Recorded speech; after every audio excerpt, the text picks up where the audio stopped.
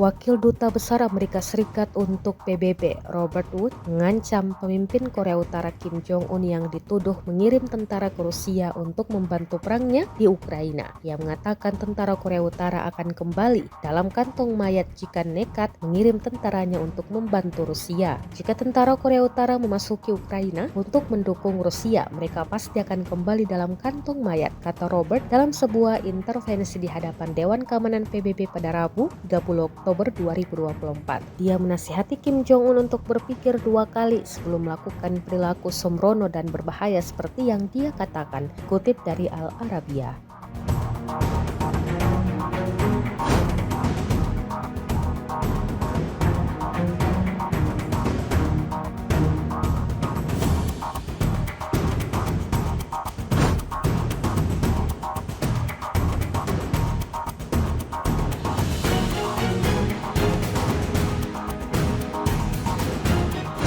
Download Tribun X sekarang, menghadirkan lokal menjadi Indonesia.